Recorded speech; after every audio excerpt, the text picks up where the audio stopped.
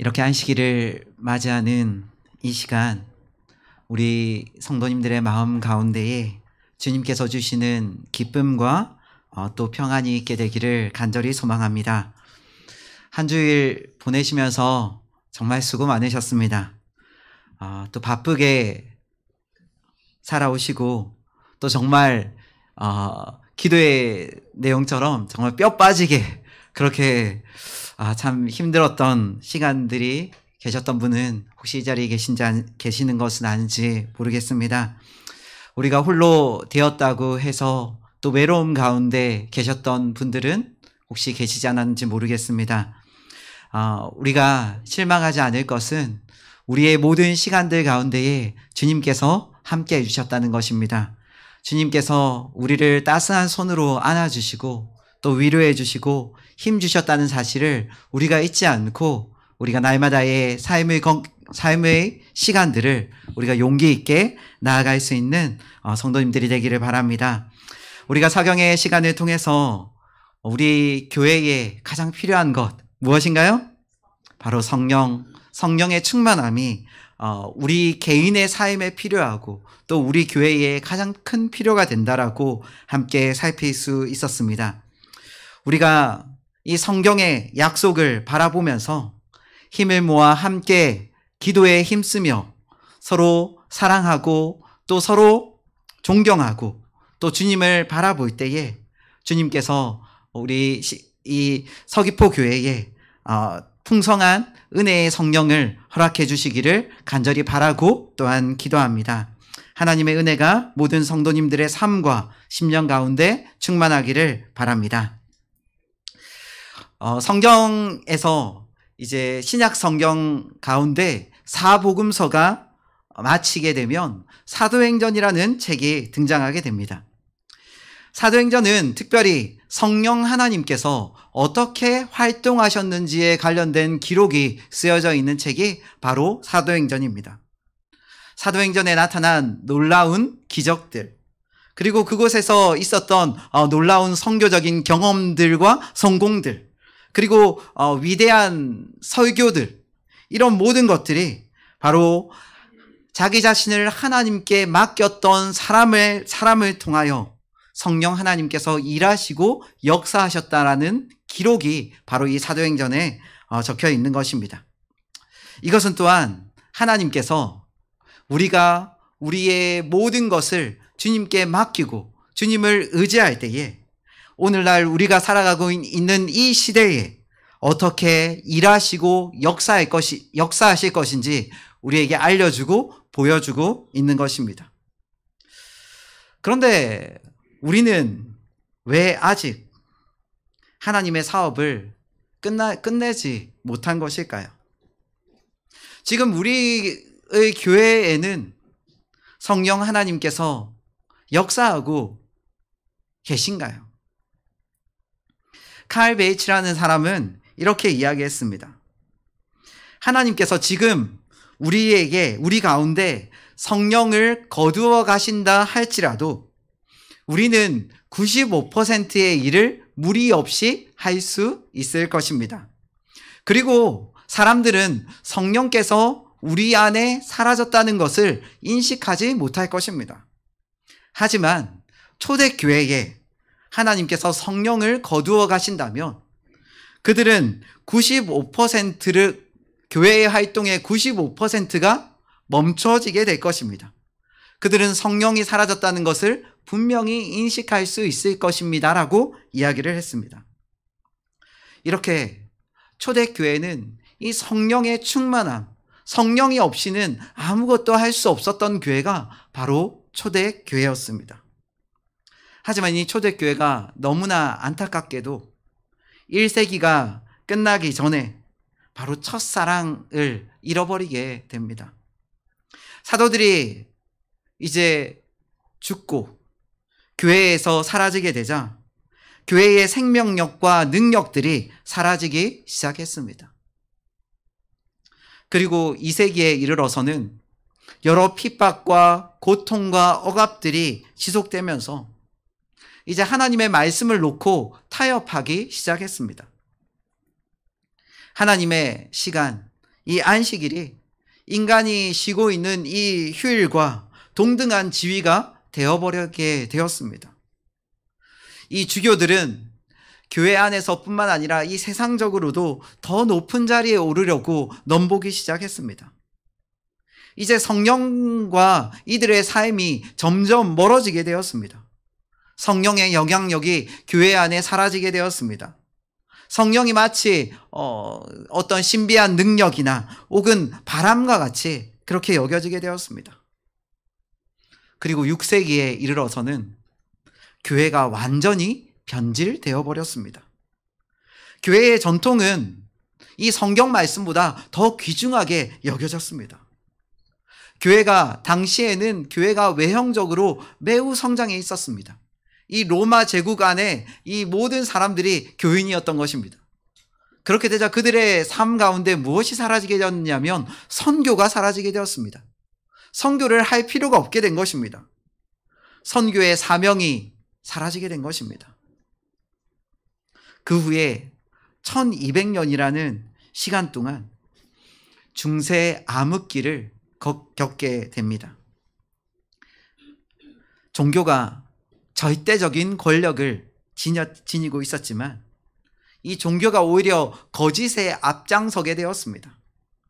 기독교가 무한한 힘을 가지고 있었지만 오히려 하나님을 신실하게 믿는 종들을 핍박하고 죽이는 데 앞장서게 되었습니다.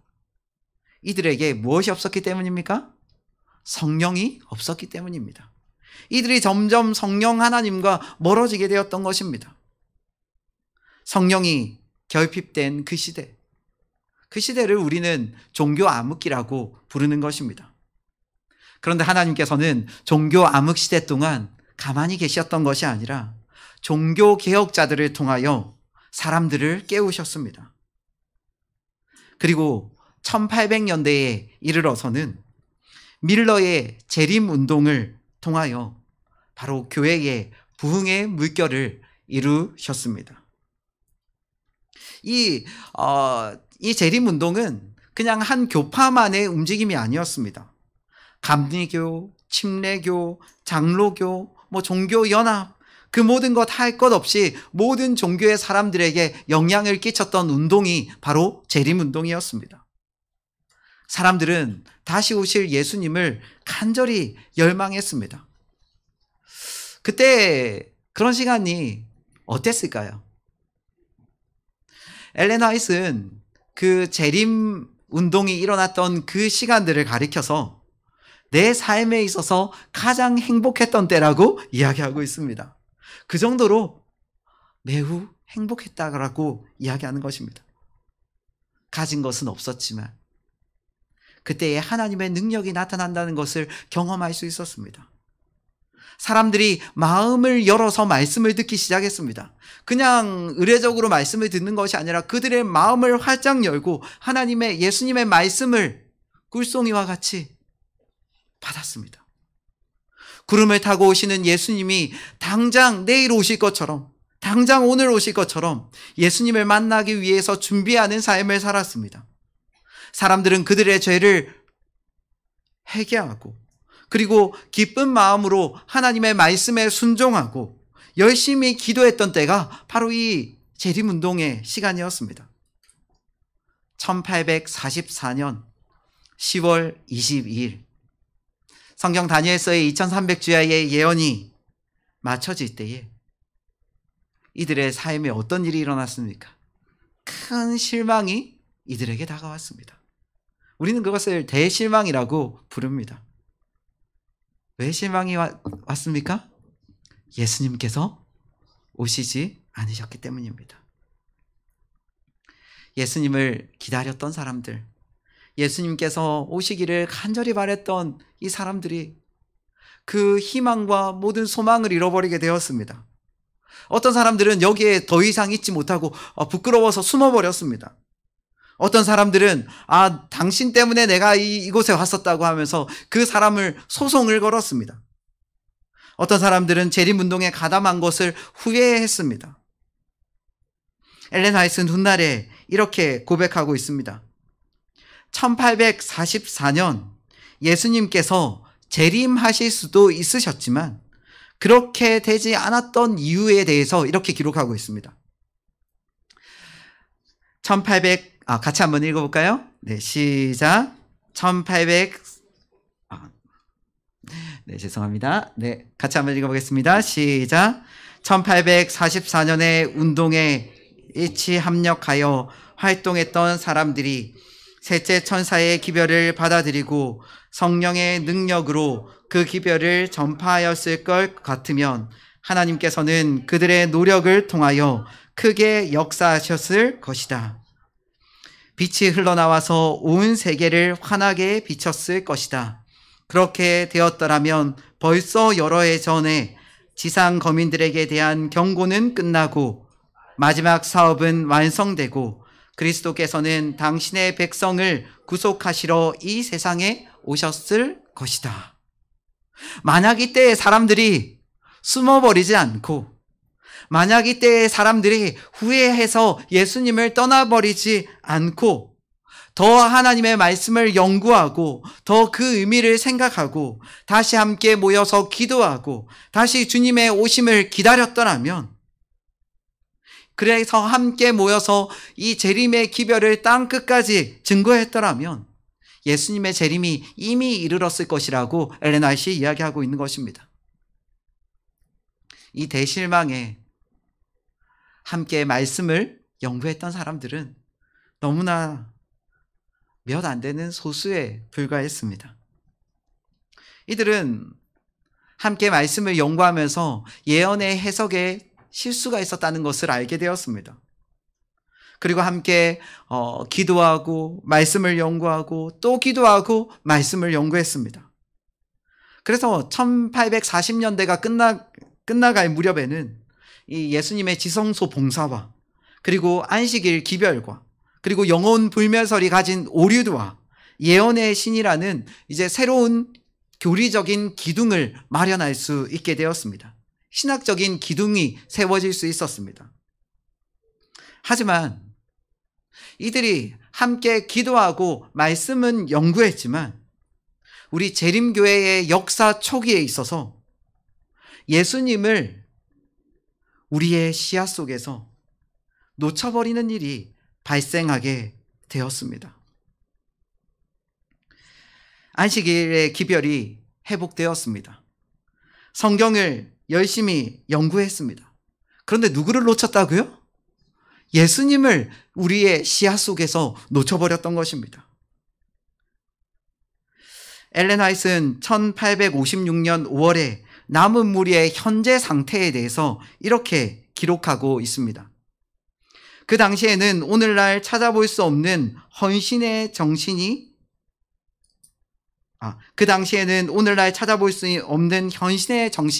1844년에는, 그러니까 1856년에 찾아볼 수 없었던 헌신의 정신이 있었다. 하나님의 특별한 백성이라고 공언하는 자들에게 어떤 일이 일어났는지, 나는 세상과 일치되는 것, 진리를 위하여 고난을 받고자 하지 않는 태도를 보았다라고 이야기하고 있습니다. 교회에 무슨 일이 일어났다고요? 세상과 어떻게 됐다고요? 일치되는 일이 일어났습니다. 진리를 위해서 고난을 받지 않으려고 하는 그런 태도가 나타나게 되었습니다. 세상과 일치되었다는 것은 세속주의의 정신이 바로 이들을 감싸 안았다라는 것을 이야기하고 있습니다. 그뿐만 아니라 진리를 위해서 고난을 받지 않는다는 것은 하나님께 전적으로 헌신하지 않는 모습이 우리 재림교회 초기에 일어나게 되었습니다. 하나님의 일에 헌신하는데 괜히 주저하게 되고 그냥 일하는 거 방관만 하고 내가 이 안에서 피해보지 않으려고 하고 고난받지 않으려고 하는 그러한 모습들이 우리 교회 안에서 나타나게 된 것입니다. 교회에 무슨 일이 벌어졌습니까? 이러한 모습들이 오늘날 우리의 모습 속에서 혹시 반복되고 있지는 않습니까? 왜 이런 일이 그때 일어나게 된 것입니까? 이때 당시에 산업혁명이 시작되고 있었습니다. 사람들이 어디로 이동했느냐 하면 이 미국 땅에서 서부 쪽으로 이동했습니다. 왜냐하면 서부 캘리포니아에 무엇이 발견됐냐면 금광이 발견되었기 때문입니다. 그래서 어떻게든 돈을 모으기 위해서, 부를 축적하기 위해서 사람들이 모두 다 서쪽으로 이동하고 있었습니다. 그뿐 아니었습니다. 철도가 개발되고 있었고 이 전구가 발명되었습니다. 이 미국 시대의 번영의 시간이 다가오게 된 것입니다. 대통령은 연설을 하면서 이렇게 이야기했습니다. 이처럼 넘쳐나는 자원으로 고민했던 나라가 어디에 있었겠습니까? 한마디로 이 나라가 지금 무엇하고 있다는 것입니까? 너무 많이 가져서 모든 것이 넘쳐나고 있다라고 이 대통령이 자화자찬했던 것입니다. 모든 성공을 모두가 축하하고 있을 때였습니다. 역사학자 워렌 캔들러는 사람들은 금을 쫓다가 하나님을 잊어버렸다라고 이야기를 했습니다. 이러한 시대적인 상황에 신실했던 그리스도인들조차도, 신실했던 재림교인들조차도 이 사회적인 이 상황들의 영향을 받았던 것입니다. 재림신자들이 더 나은 기회를 찾아서 서쪽으로 이동했습니다. 서쪽으로 이동하면서 그냥 몸만 이동했던 것이 아니라 예수님께서 오신다는 이 재림의 소망과 점점 멀어졌습니다. 자신의 삶에 몰두하기에 정신이 없었습니다. 1855년에는 교회가 아주 신학적인 논쟁으로 서로 싸우기에 바빴습니다. 엘렌 화이트는 그때의 상황을 이렇게 기록하고 있습니다. 주님의 영이 교회에서 떠나가고 있음을 보았다. 교회 안에서 성령께서 사라지고 있는 것을, 떠나가고 있는 것을 보았다라고 엘렌 화이트는 그때의 시간들을 이렇게 이야기하고 있는 것입니다. 1856년 11월에 제임스 화이트는 지금 현재의 상태에 대해서 이렇게 이야기했습니다. 뭐라고 기록되어져 있나요? 파란색 글자입니다. 우리가 바로 어떤 교회라고요? 라오디게아 교회이다. 7 교회 가운데서 가장 책망을 많이 받고 7 교회 가운데서 뜨겁지도 않고 차갑지도 않은 그 미지근한 교회가 지금 어떤 교회라고요? 지금 바로 우리가 라오디게아 교회라고 이야기를 했던 것입니다. 이 기별을 사람들이 듣고 충격을 받았습니다. 데이비드 휴잇은 예수님을 지금 모시라고 이야기하고 글을 썼습니다. 그리고 그 글의 말미에는 이 글을 쓴 저자도 예수님을 모시기 바람이라고 썼습니다. 자기 자신 역시도 예수님을 모셔야 한다는 그러한 긴박함이 그에게 있었던 것입니다. 사람들은 충격을 받았습니다. 우리가 라오디게아 교회라니. 예수님을 모시지 않고 있는 모습을 그들 역시도 발견하게 되었습니다. 세상의 황금을 쫓아 살아가는 그들 자신의 모습을 보게 되었습니다. 그래서 평신도들이 그들이 라오디게아 교회를 위한 그 기별의 내용들을 기고했는데 무려 384개의 기사를 리뷰 앤 헤라지지에 실었습니다. 당시에 2,500명의 우리 재림교인이 있었습니다. 그런데 5분의 1이 바로 이 기별 가운데서 회개하게 되었습니다. 그런데 사람들은 회개했지만 이 회개가 오래가지 못했습니다. 바로 5개월밖에 지속되지 않았던 것입니다. 왜 이 영적인 부흥이 이처럼 오래가지 못했을까요? 우리 교회가 이 새해를 시작하면서 가졌던 그 열심과 그 노력이 새해가 이 2024년이 맞춰질 때까지 지속될 수 있을까요? 있습니까? 없습니다라고 하시면 안 됩니다. 있습니다. 네. 누가 도와주셔야 되죠? 성령 하나님께서 우리를 도와주셔야 합니다. 우리의 시선이 바로 주님을 향해 있어야 합니다. 엘렌 화이트는 그 부흥이 지속되지 못한 원인에 대해서 이렇게 기록하고 있습니다. 나는 라오디게아 교회의 증언이 이 시대에 하나님의 백성에게 적용된다는 것과 더 위대한 사업이 성취되지 않는 이유가 그들의 마음이 완고하기 때문이라는 것을 보았다. 그 기별이 처음 제시되었을 때는 사람들이 마음을 면밀히 살폈다. 죄를 고백하고 하나님의 백성은 어느 곳에서나 각성했다. 거의 모든 사람이 셋째 천사의 큰 외침을 통하여 이 기별이 끝나게 되리라고 믿었다. 그러나 단기간에 강력한 사업이 성취되는 것을 보지 못하자 많은 사람은 그 기별의 의미를 상실하고 말았다. 신자들의 마음 가운데 주님께서 역사하고 계신다는 것을 느끼고 알았습니다. 그런데 그냥 단지 그 일들이 이루어질 것이라는 그 기대감 속에서만 이들이 살고 있었습니다. 눈에 보이는 어떤 강력한 사업만이 일어날 것을 바라고 있었습니다. 이들이 기다리지 못했습니다. 이들이 준비해 있지 못했습니다. 이들의 시야에서 예수님을 놓쳐버리고 말았습니다. 교회 증언 1권 186페이지에서는 불신의 마음을 준비시켜 받아들이게 하고자 하나님께서는 천사들을 사방으로 파견하셨다. 사람들이 이렇게 성령의 역사가 그들의 마음에 식어지고 있을 때에 하나님께서는 천사들을 사방으로 파견하셔서 불신의 마음, 불신자들의 마음을 준비시키고 계셨던 것입니다. 하나님께서는 사람들이 이 마지막 기별을 받아들일 수 있도록 이 세상에 사는 사람들의 마음을 준비시키고 계셨습니다. 천사들을 사방으로 보내셨습니다. 정말 하나님께서 사람들의 마음을 준비시키고자 천사들을 보내셨습니까? 보셨습니까? 그렇게 믿으십니까?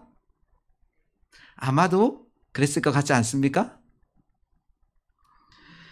세상은 이미 재림 기별을 받아들일 준비가 되어 있지만 혹시 우리 마음에 예수님의 사랑을 증거할 그런 열심이 식어져 버린 것은 아닌지 우리 자신을 되돌아보게 되었으면 좋겠습니다.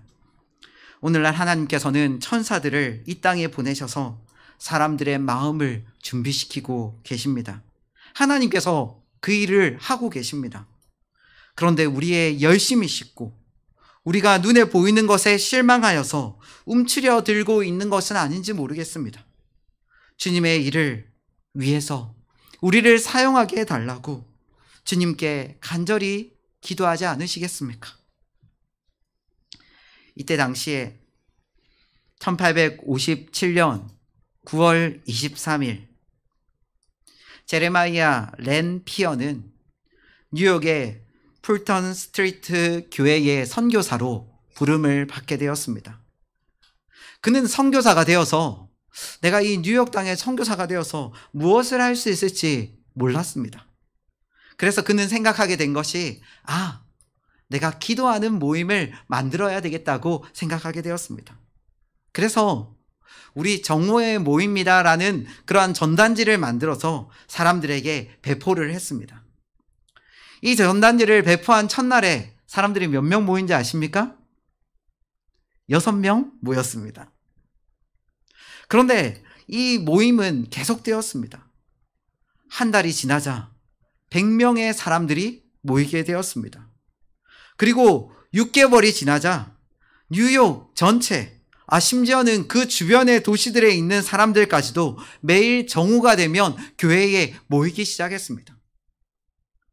이 기도에 참여하는 사람만 무려 5만 명이 넘었습니다. 처음에는 어떻게 할지 몰라서 그냥 정오에 모여서 기도하자는 그 작은 모임이 하나님께서 이미 사람들의 마음을 천사들을 보내셔서 준비시키셨을 때에 그 작은 움직임 속에 5만 명이 넘는 사람들이 함께 모여서 기도에 동참했던 것입니다. 공장에는 11시 55분이 되면 이 공장장이 노동자들에게 이야기를 했습니다. 이제 교회에 기도하러 갈 시간입니다. 그러니까 빨리 준비하십시오 하고 호루라기를 휙 하고 불었다고 합니다.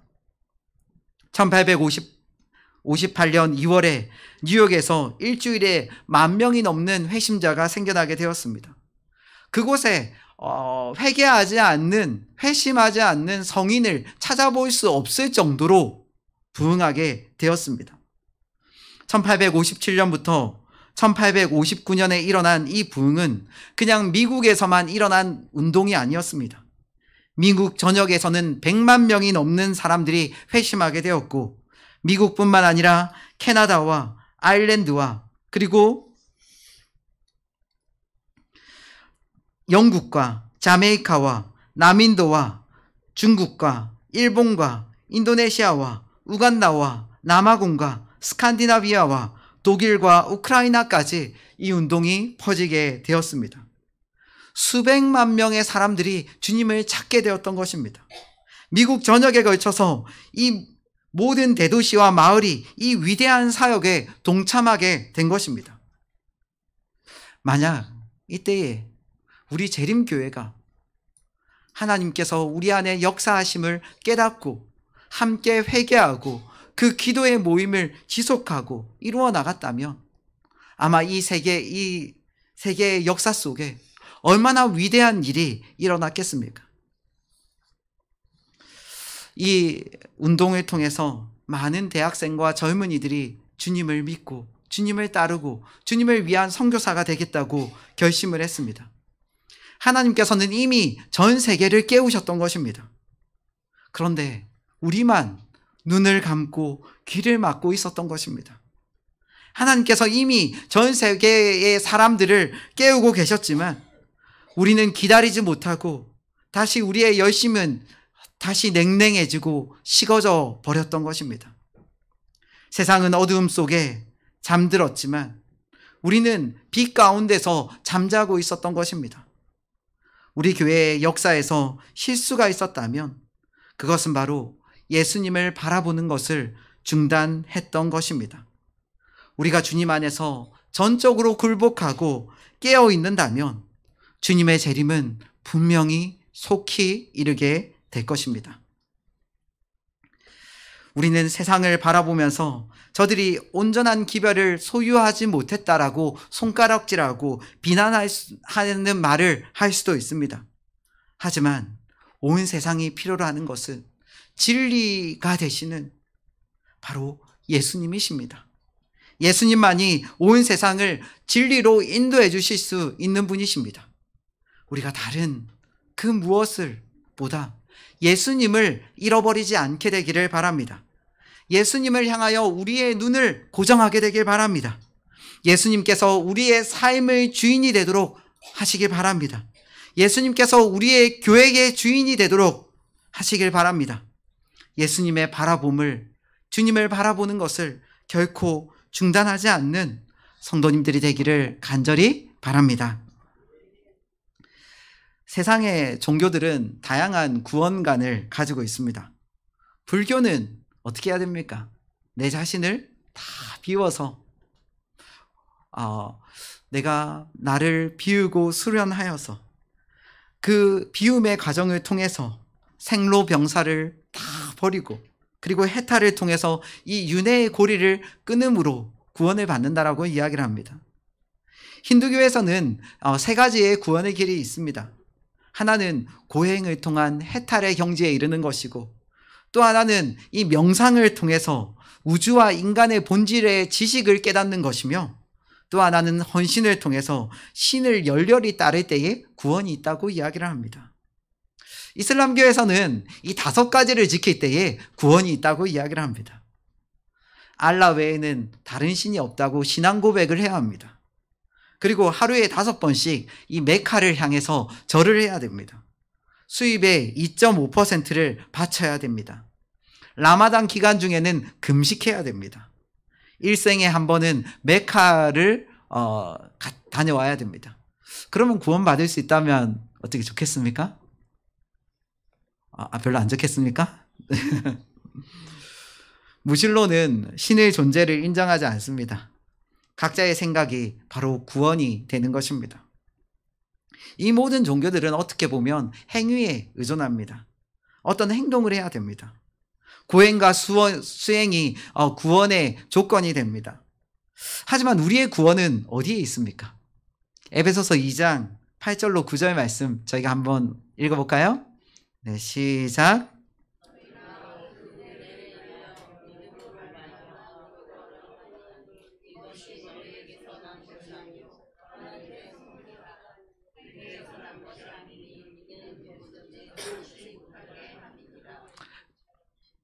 구원이 은혜에 의한 것입니다. 주님께서 주시는 선물입니다.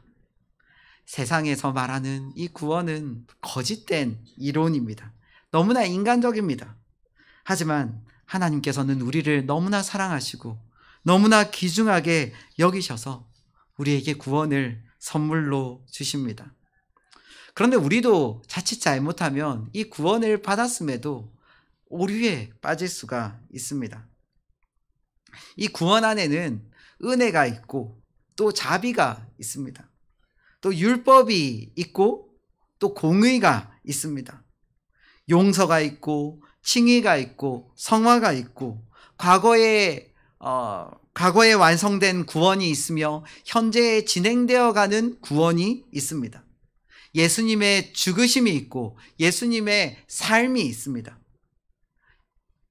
성령의 열매가 있고 성령의 선물이 있습니다. 그런데 우리가 여기서 조심해야 되는 것은 한쪽으로 치우치는 것입니다. 한쪽으로 치우치게 되면 좌로나 우로나 치우치게 되면 오류가 되는 것입니다. 하나도 중요하지 않는 것이 없습니다. 모두가 다 필요한 것입니다. 재림교회는 예수님의 공의와 자비에 대해서 함께 말하고 있습니다. 재림교회는 완성된 구원과 진행되어 가고 있는 구원의 과정이 있음을 알고 있습니다. 이것에 좌로나 우로나 치우침이 없이 우리의 삶 가운데 경험되어져야 하는 것입니다. 그러기 위해서는 우리는 갈보리 십자가를 바라보아야 합니다. 나를 위해서 주신 주님의 희생을 바라보아야 합니다. 나를 위해서 주신 주님의 사랑을 알고 바라보아야 합니다. 나를 위해서 주신 그분의 생명을 보아야 합니다.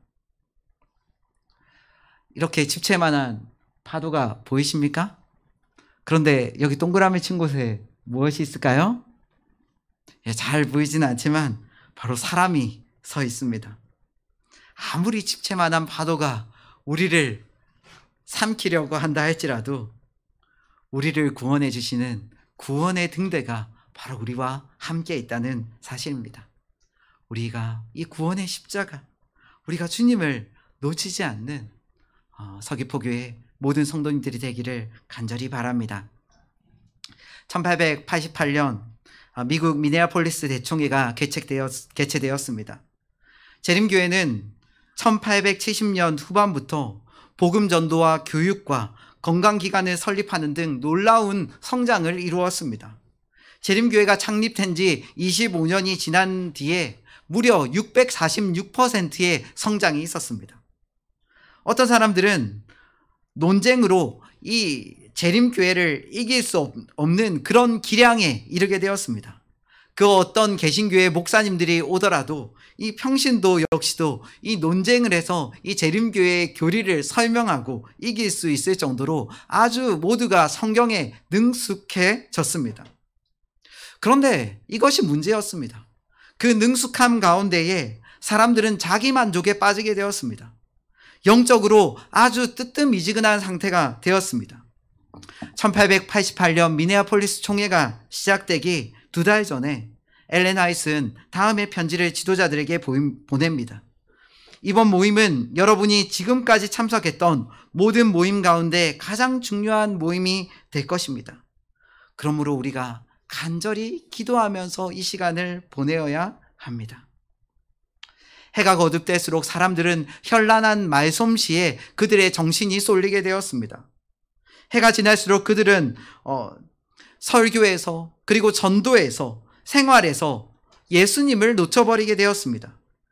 예수님을 보았던 것이 아니라 그들이 이루는 성과와 능력에 집중하게 되었습니다. 그렇게 1888년 미네아폴리스 총회를 만나게 된 것입니다.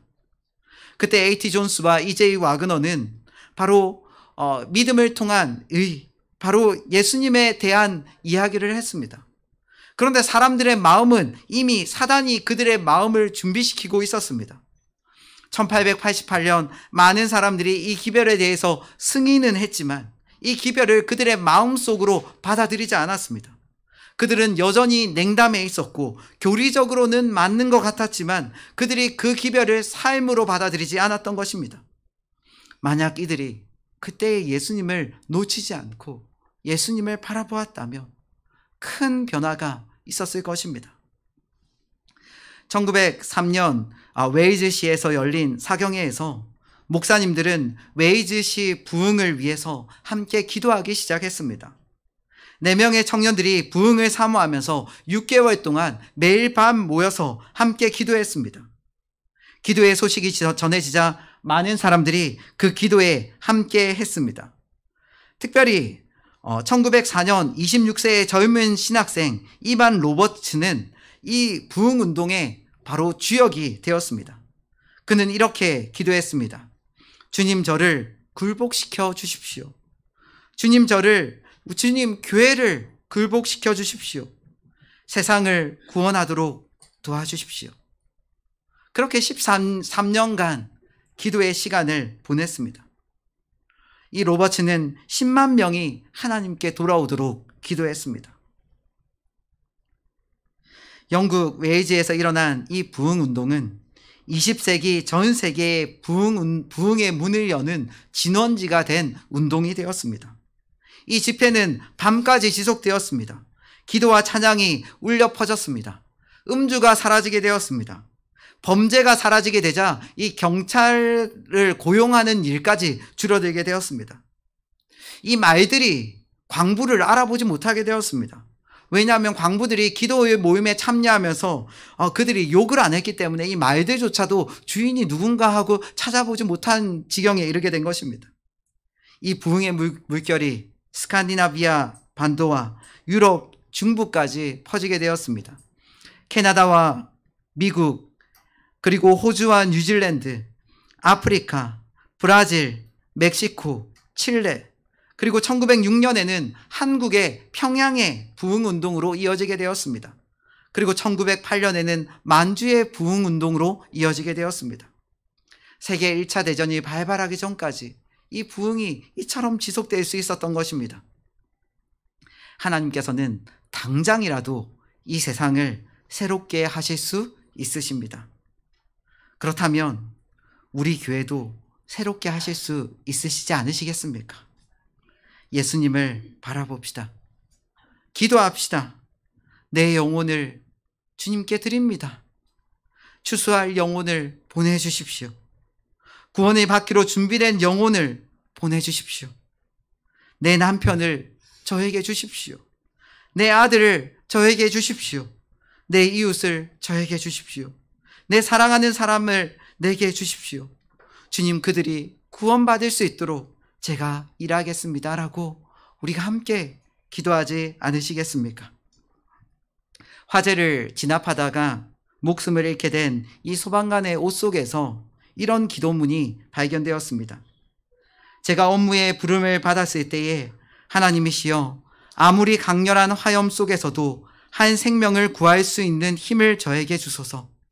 너무 늦기 전에 어린아이를 감싸 안을 수 있게 하시고 공포에 떨고 있는 노인을 구하게 하여 주시옵소서. 저에게는 언제나 만전을 기할 수 있게 하시어 가냘픈 외침까지도 들을 수 있게 하여 주시고 신속하고 효과적인 화재를 진압하도록 도와주십시오. 그리고 하나님의 뜻에 따라 저의 목숨을 잃게 되면 하나님의 은총으로 저의 아내와 가족들을 돌보아 주십시오. 사랑하는 성도 여러분, 지금 우리의 가슴 한켠에는 어떤 기도문이 있습니까? 이렇게 자신의 생명을 바쳐 일했던 이 소방관의 아름다운 기도문처럼 우리도 주님께 우리의 기도문을 간직하게 되기를 간절히 바랍니다.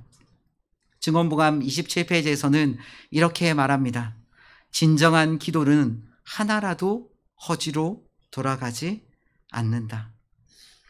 진정한 기도는 하나라도 허지로 돌아가지 않습니다. 엘렌 지 화이트는 마지막으로 이렇게 이야기합니다.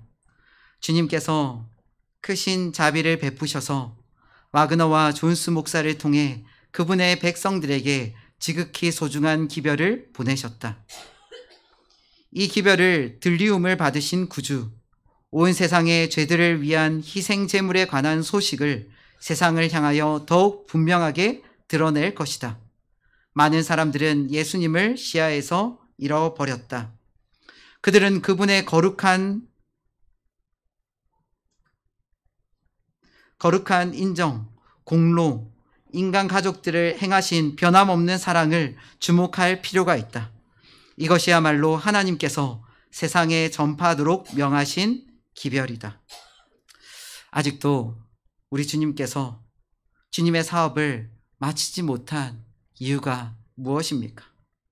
바로 우리가 주님을 바라보지 못하고 주님을 놓쳤기 때문입니다. 그 사랑, 그 은혜, 그리고 예수님을 바라봄을 놓치지 않고 우리가 한 해를 승리할 수 있는 성도님들이 되기를 바라며 말씀을 마치겠습니다. 기도하시겠습니다. 하늘에 계신 하나님 아버지, 우리를 사용하여 주시옵소서. 우리가 연약하고 부족하지만 주님, 우리를 통하여 일하여 주시옵소서. 우리가 주님을 놓치지 않게 하시고 끝까지 바라보는 성도 되게 하여 주셔서 주님의 일을 멈추고 늦추지 않게 하여 주시옵소서. 이 땅 끝까지 주님의 복음을 증거하는 자로 준비되게 하여 주시옵소서. 주님, 오늘 또 집으로 돌아가는 그 모든 발걸음을 지켜주시고 내일 날 밝을 때에 함께 모여 주님께 영광 돌릴 때에 주님 그곳에 임하여 주시옵소서. 우리 구주 예수님 이름으로 기도합니다. 아멘.